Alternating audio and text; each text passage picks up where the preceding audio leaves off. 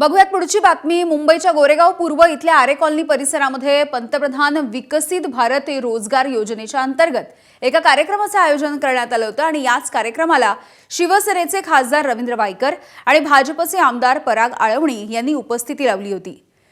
विकसित भारत योजनेच्या माध्यमातून मोठ्या संख्येने ईपीएफओ आणि अदानी समूहामध्ये नोकरीची संधी देण्यात आली। या सगळ्या तरुणांना आज जॉइनिंग लेटर देखील देण्यात आले आणि या कार्यक्रमाला विविध ठिकाणच्या सुमारे 2 लाख तरुणांनी व्हिडिओ कॉन्फरन्सिंगच्या माध्यमातून उपस्थिती लावली। पंतप्रधान मोदी आणि केंद्रीय मंत्री मनसुख मांडवीय यांनी देखील तरुणांना संबोधित केलंय।